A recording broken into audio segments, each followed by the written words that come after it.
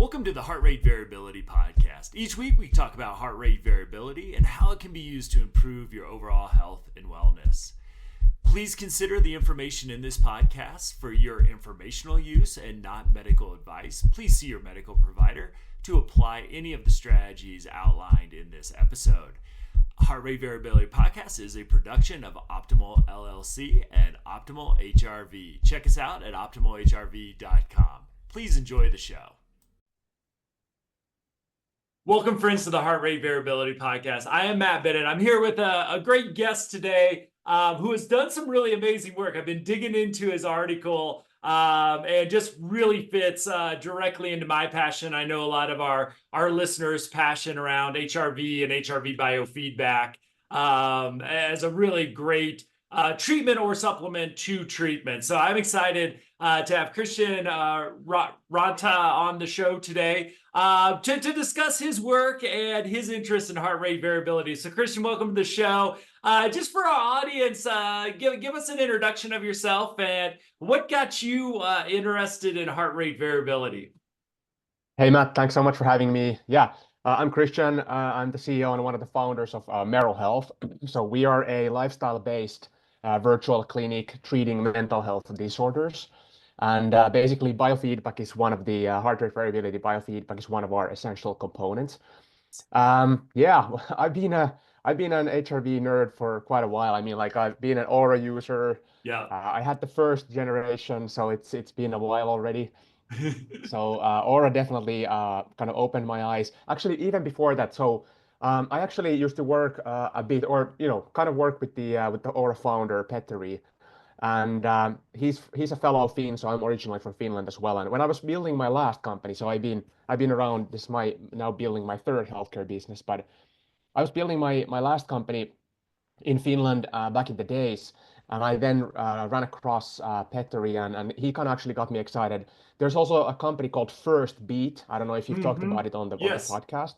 So I was kind of many times used to wear the First Beat technology and kind of tested that and got all the data there for myself. And being a biohacker, being a nerd for quite a while already.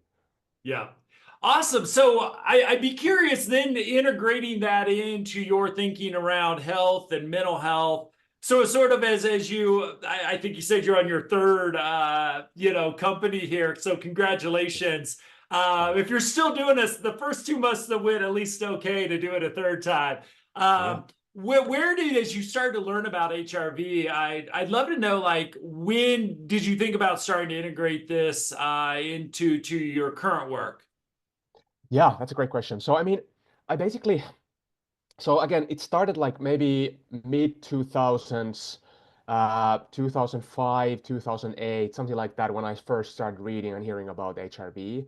I've been a biohacker for a long time, so I've been like always super curious. And my first company was a medical device company, and then my second business was basically a digital health business. They were both in diabetes, and then I was kind of deep in diabetes, and I was excited about just understanding the mind and body much better. And then after I sold my last company in 2015, I then decided to found my current company, Meru Health, in 2016. And me and my co-founders, we had all kind of experienced struggles with mental health in our families. And myself, unfortunately, I lost my oldest brother, Peter, to suicide. Oh, so sorry. Thanks, man. Yeah. So that was unfortunately like why I went into mental health care. And when I looked deeply into mental health care, I actually spent my first few months before founding the company, Meru Health, which is the current company, spent a lot of time like digging deep and trying to understand like what's really going on in mental health care. First of all, like what's working, what's not working. And what I realized is that there's actually, first of all, there's a huge access problem, like not enough providers, not enough therapists. That's something which is obvious from the surface. But then when I dug deeper, I read a ton of research and literature. And what I realized is that actually the real world outcomes in mental health care are really bad. Roughly 2/3 of people who receive care today, whether it's like therapy or drugs or a combo, about 2/3 of people are not getting better, and 1/3 of people are getting better, and only 1/6 is getting into remission. so full remission from like depression, anxiety. And I found that like baffling. Like, is this like the best we have today? Like that's crazy. And Mhm. that's why I kind of like really wanted to rethink the whole thing. Like I wanted to contribute in mental health care, but I didn't quite know how.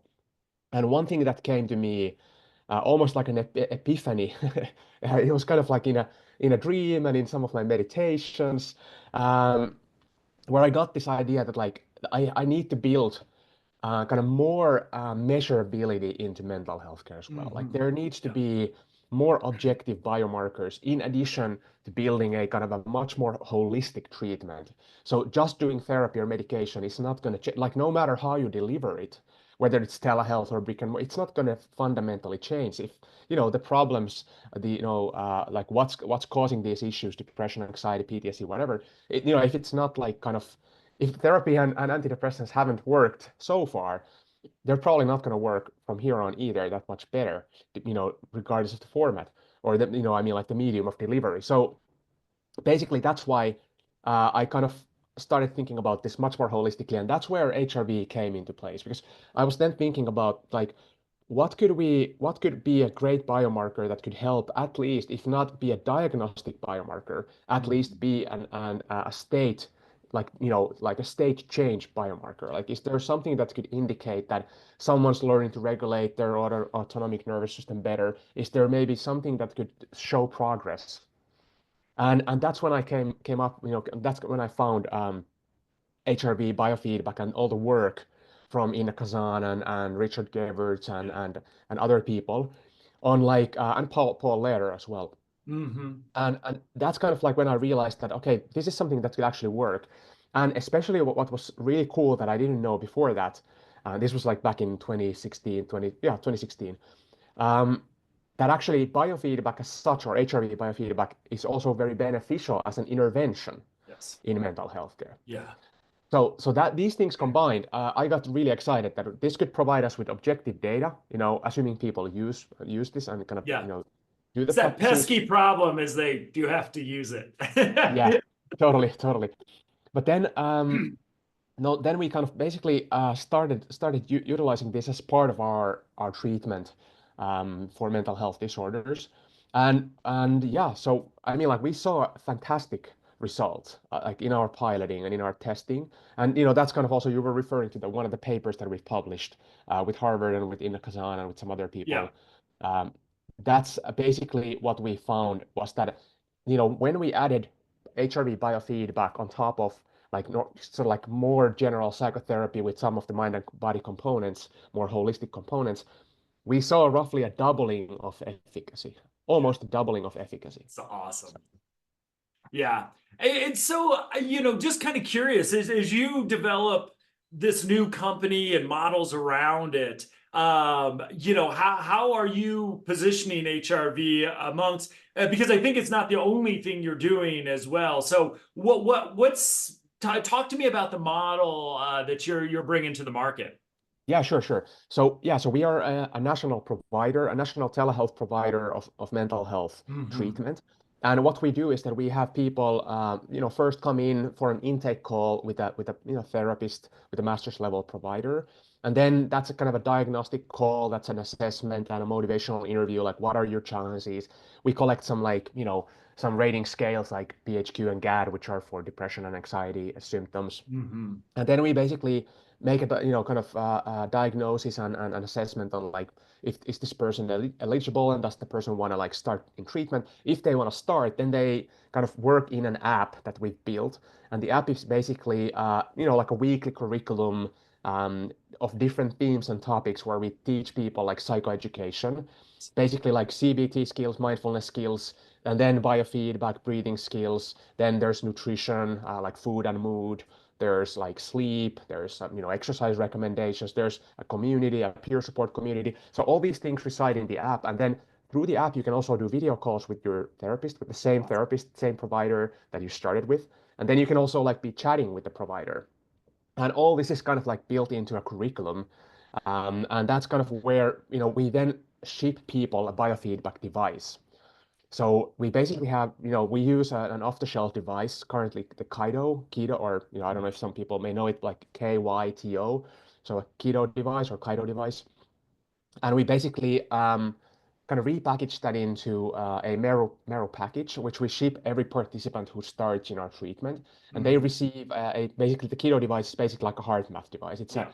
It's a pulse oximeter. You clip it on your ear or on your finger, and then you do like paced breathing, and the biofeedback, the practice or the lesson in a way is in the app, so that you can kind of do that in the app and see your progress, get feedback. And we've built some custom algorithms where we adjust the pace and adjust kind of the difficulty level in a way depending on the person's personal data, their personal signal. So we first collect some data and then adjust the kind of practice accordingly. And then people kind of do it and they get feedback. And then also our providers, they see all the data as well. So they kind of follow and work with the patients through a dashboard, through an electronic medical record and a dashboard where they see their biofeedback data, they see their PHQ and GAD, the depression and anxiety scales and ratings when people kind of progress. And then they can chat with the patients and just in general be kind of much more present and supportive and kind of be there for people when they're going through tough times. Very cool. So do you just do the biofeedback? Do you also do the tracking of heart rate variability as well over time as kind of an outcome measure too?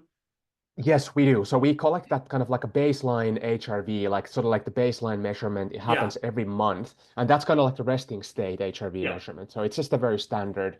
Is like now maybe a few minutes of recording that in the morning, like once a month, Yeah. and so that we also collect that data and kind of use that for looking at like changes and what's going on. So of course, like it's HRV, as you know, is like impacted by so many things. Yeah. So the baseline HRV is kind of like less clear of a state biomarker, I would say, in many occasions, but it sometimes may be indicative of things. But then what's really interesting is the biofeedback session data, like, after each session, after like a week or a month, of practice or several months of practice, that starts giving like more insights in how people are learning, how they're like progressing, things like this. Interesting. So I'm curious, again, under the weeds a little bit here so you're really using the biofeedback data more as also with tracking progress in services. Am I hearing you right there?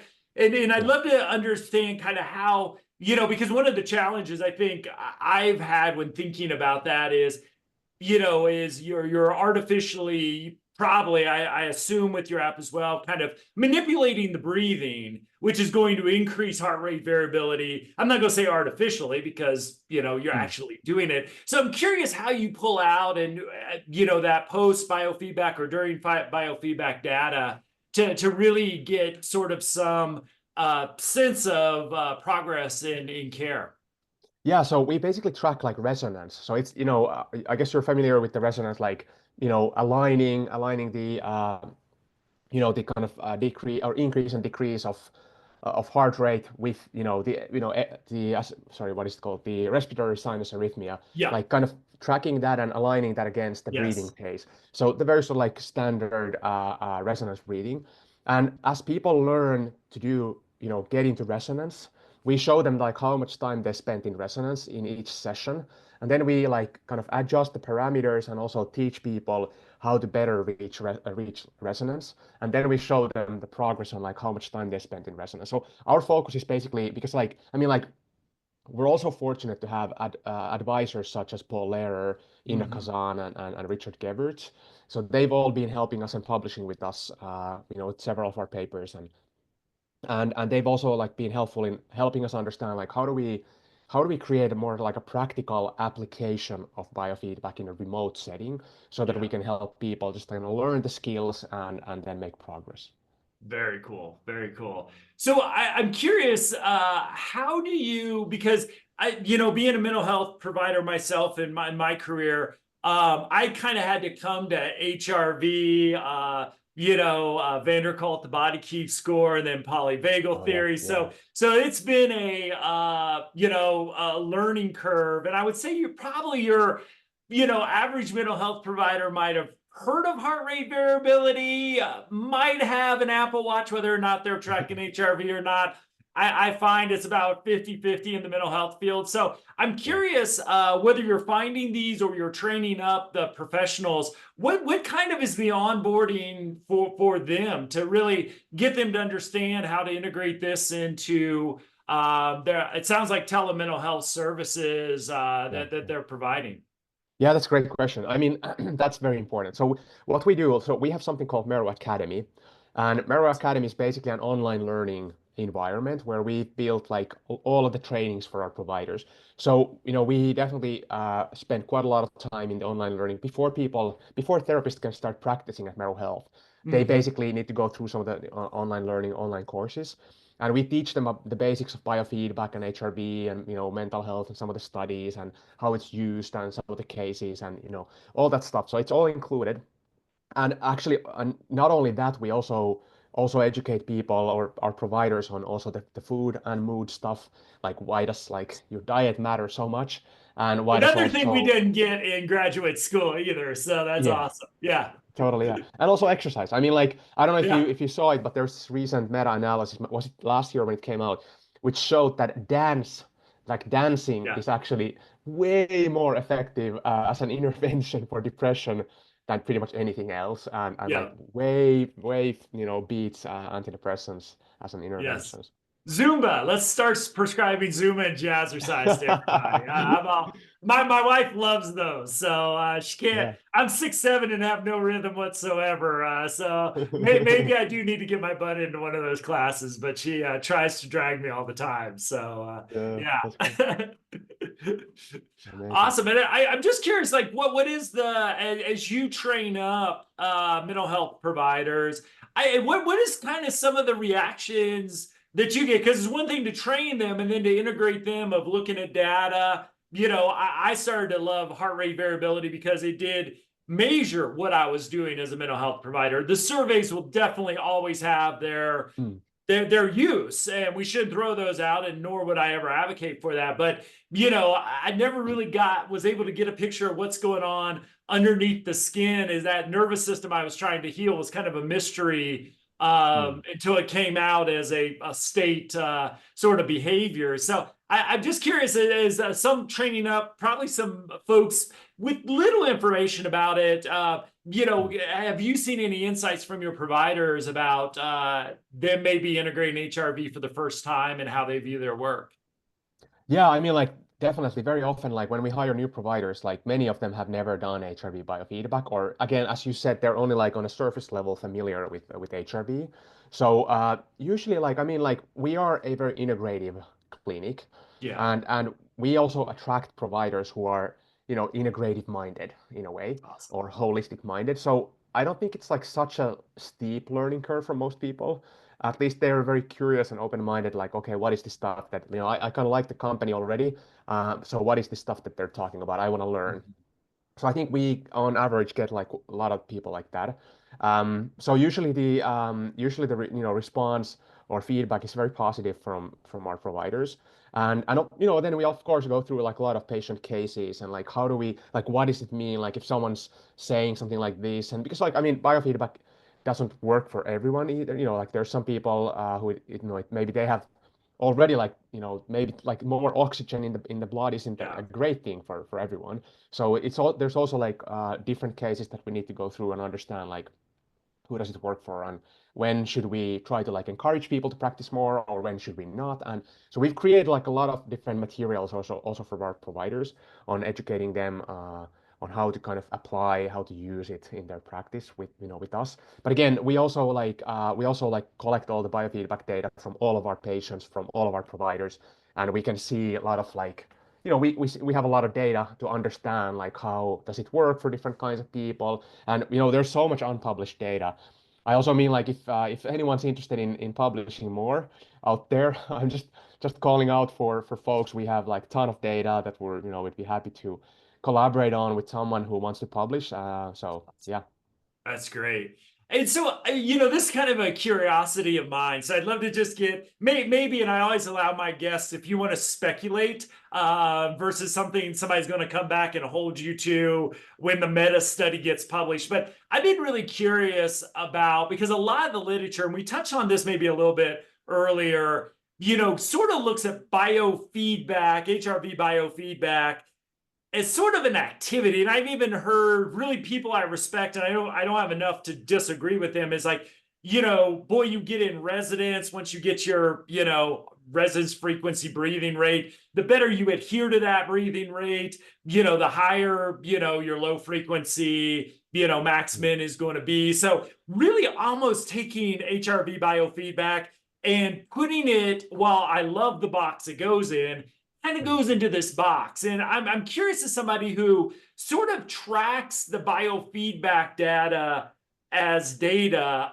I'm curious, and I'm curious what you think, is I find with my HRV biofeedback, if I do it in the morning, my scores are way higher. My low frequency is way higher than it is in the evening. Now, I still get a lot of benefits out of my, I sleep so much better than I used to. So getting that in an hour or two before bed, I'm not giving that up, even though my scores are kind of pathetic at times. And so I kind of wonder, like, as you're thinking about biofeedback and doing some tracking with it, are you seeing that, yeah, like people doing it in the evening, or people maybe self-reporting that I'm doing it while I'm stressed or while I'm happy, are you seeing that maybe we were getting more data than I think we initially, maybe a few years ago, thought we were getting? Yeah, that's a good question. To be honest, actually, like we haven't looked into the morning and evening like feedback. And again, this is again back to my last comment about, we love to kind of work on someone who's keen on kind of analyzing this data, but we haven't looked at the differences. But I guess like just from my personal perspective, again, also having, been a meditator for 10 plus years and pretty much every day, and then also done a ton of biofeedback, HRV biofeedback. I think at least for me personally, like mornings are usually like a time when at least on average the nervous system is like more relaxed and Yeah. it's easier to get into resonance. And then in the evening when you're like kind of you've been through the day, there's all sorts of things going on, then it is definitely harder. But I think one thing, I don't know, you maybe experienced this also yourself because you talked about the sleep and stuff. What I think is something which we quite often also tell our participants or people who come to us is that like if they have trouble sleeping, like biofeedback is a great thing to do in the evening, to kind of just like at least if you're not going to be able to get to like great scores or you're not completely going to like get to like a parasympathetic state, at least you're lowering Yeah. your sympathetic response, and then you're going to be probably sleeping better.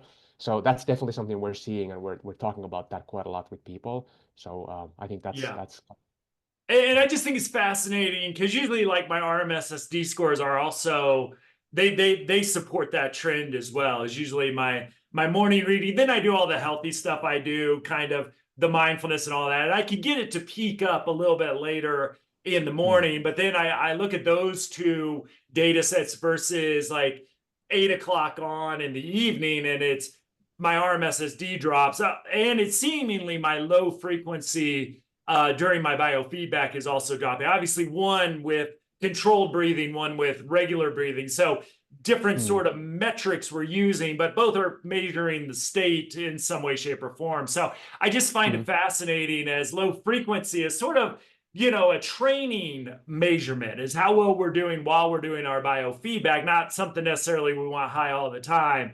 mm. Might be, it sounds like you're using some of that data as tracking progress in care, which I've just been curious about, over time, because I think that there's something going on there with me, but if I judge the world on what's going on inside of me, I'd be very skewed. It's a very skewed data set, my friend.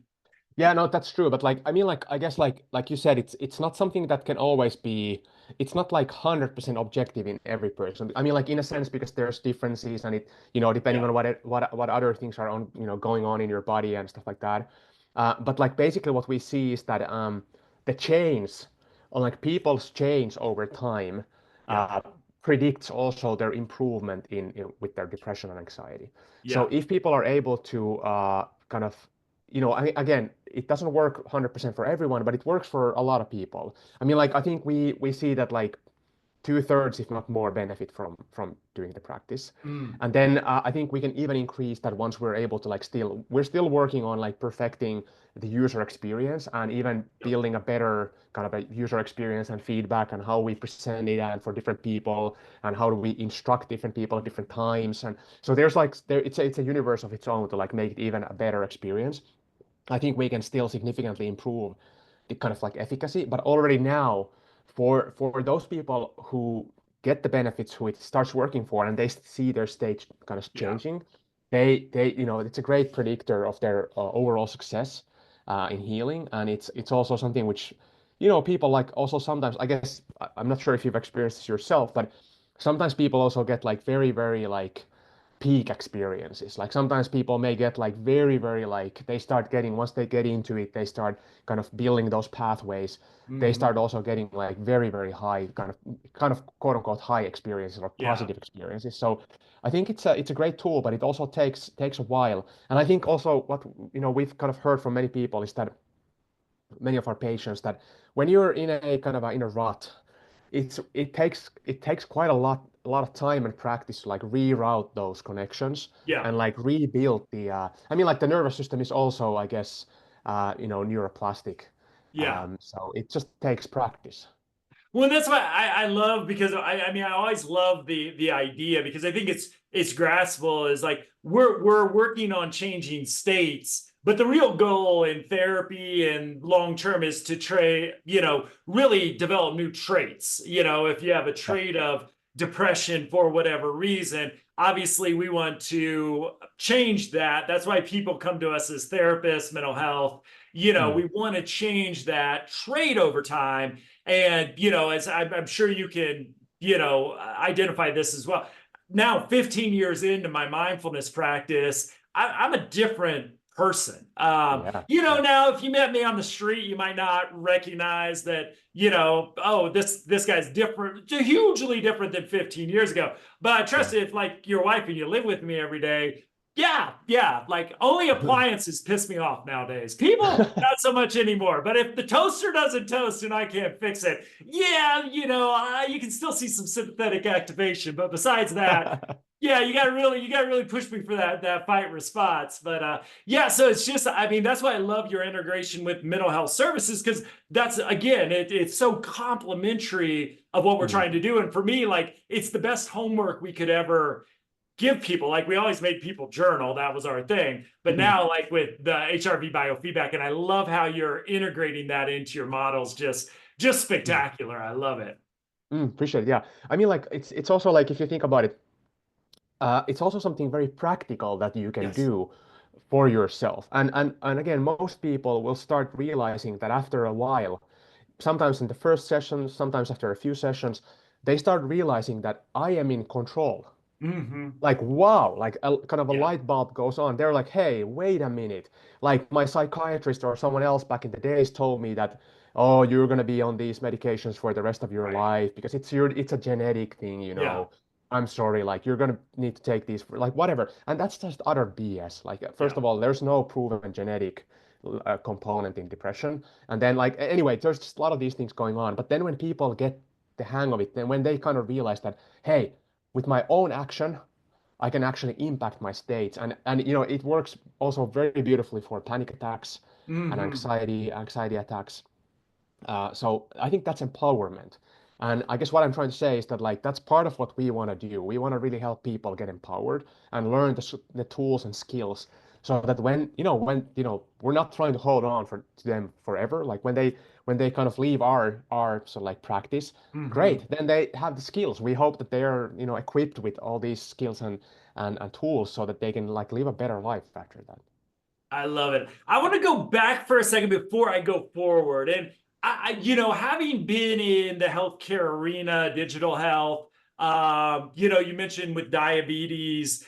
I wonder if you knew back then what you know now about heart rate variability. So rewind the clock as you're and I know our technology has made this a whole heck of a lot easier to do. But I wonder, let's just say the technology was the same back when you started that first company, you were able to integrate HRV. How, I wonder, as somebody who's worked with physical health, just how heart rate variability, if you knew what you knew now back then, how that might just have just tweaked. I don't know if it would have changed dramatically. Kind of your thinking around physical health, knowing that you're doing a more integrated model now too. Yeah, I mean, like back in the days, I was clueless about biofeedback and HRV. I mean, like I started my first company in 2005, I think. Mm-hmm. So back then I didn't know much, so I just learned about it. I started learning about it in the next few years, and then initially I think my learning curve was pretty like not too steep. So I kind of learned slowly and started hearing about it. I had some of the early wearables. I was always a geek Yeah. on trying Yeah. all the stuff and buying all the different That wearables. that that you had that drawer too, of all Yeah, those totally, devices. Yes. all the Yeah. old ones. Yeah, and then I think yeah, then I started. I'm always been a curious guy, so I started reading about HRV and kind of then I learned about biofeedback after that. So I don't know, like my first company was a medical device company, basically glucose monitoring for Mm. people with type 1 diabetes. And I don't know if like that technology would have benefited from HRV per se because it was for glucose monitoring, Yeah. but I guess the second business we built was more of a digital health platform for people with diabetes to kind of get their glucose data analyzed through like early machine learning analysis and like giving them feedback on trends and like how their glucose is behaving Awesome. and predicting their glucose behavior. So we built this kind of a tool for people, and I think in that tool actually I think like at least real-time HRV could have contributed to the accuracy of these algorithms. But Mm-hmm. back then, like no one had real-time HRV. Like it Right. was just Right. it only came after. And I think even now the challenge still is that if you have, let's say you have an Apple Watch and the quality of the HR quality or HRV quality during the day and when you're moving, whatever, skin Yeah. color, how hairy your skin is, all those problems still persist. And that is definitely a challenge. I mean, Aura, I guess, again, being a big fan since the beginning, Aura is like more accurate, but then again, I'm not sure if they even still support like real-time, daytime HRV. I don't Yeah. think so.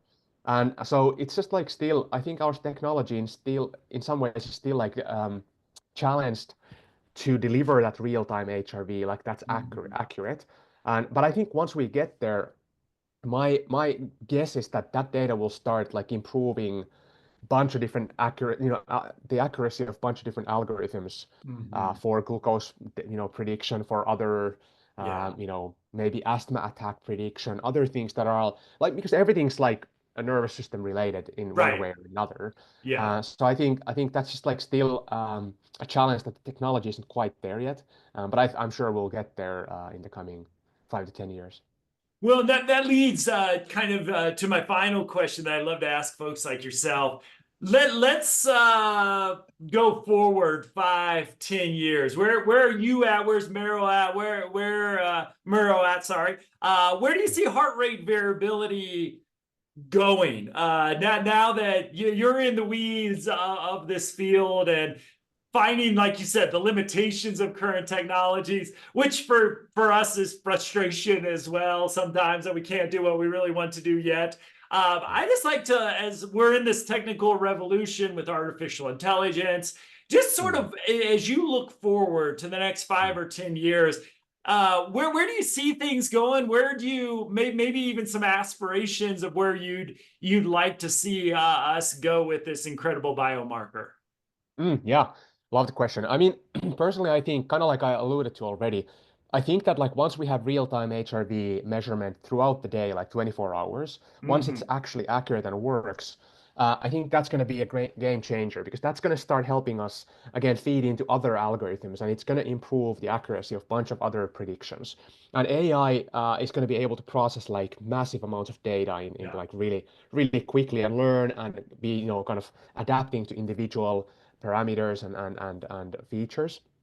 And I think the combo is going to be beautiful because I think it's going to, kind of like really create an opportunity for us to use HRV data as kind of a predictive pal or a predictive kind of support system for people with kind of chronic illnesses and other conditions, or even just people who want to like exercise and like want to just like improve their health and whatever, not necessarily just being sick or so, but I think even more valuable for people who are chronically ill and who are really like looking to kind of heal and get better. So I think in that sense, HRV, I guess, yeah, that's one perspective. But the other thing that I would say is that I'm absolutely certain that once we go deeper into like the kind of HRV subcategories and like what are like the different bandwidths and Yeah. different ways of analyzing the data, I'm sure we will understand and learn that it predicts many, many other things that we don't fully yet Hmm. understand. I think I've heard like people talk about hypotheses on like what it could predict and what kind of information does it actually already have inside of it, but we're not quite able to like fully understand it or extract it. But I believe that that there's a lot of information encoded into your heart rate and your heart rate variability, which is something which we can extract as we kind of build larger models of analyzing data. And again, AI will be instrumental in this place. So yeah, I'm excited. I mean, like I'm excited for the future, and also at Meru Health, like how we're going to be using HRV and HRV biofeedback. We'll definitely go deeper and deeper. And just like kind of as technology develops even more, we'll be able to like even more accurately provide people with personalized feedback and personalized recommendations. Yeah, I share that optimism. I think we're gonna, even being in this work, where resonance breathing and all this is still like relatively new for tracking it. Where we don't have, I'm hitting up against these questions that I don't think 5 years ago you could have really asked in the same way, because Yeah. now you got your data set, we got our data set at optimal. Like you start to like look at, okay, is the evening, it was when you're tired, Mm. does your low frequency, do you just not have access to the same levels of low frequency? What about the Mm. time domains in there?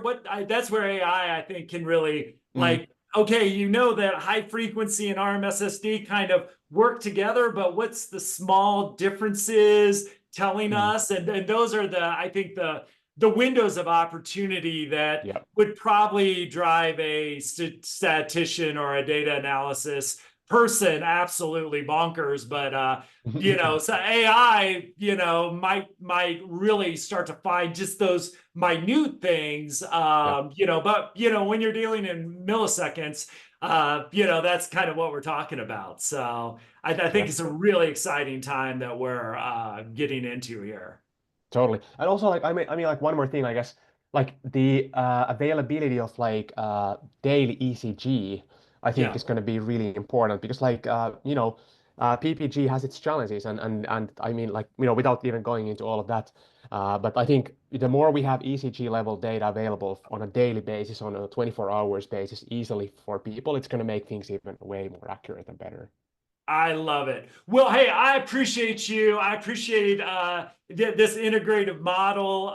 I hope that this episode, if you're looking for some mental health folks out there, that getting you on their radar. Hopefully, maybe some folks reaching out, because that model I think is going to be really exciting, both for our audience who are looking for resources, and also maybe some providers who are looking for Yeah. frustrated with the lack of integration in mental health. So we'll put information links. I've got the great article up here, so we'll definitely get those in the show notes as well. But I thank you for your work. I'm really excited. We got to keep in touch, because I'm really Totally. excited for your model, and love that we can get the word out here at the Heart Rate Variability Podcast.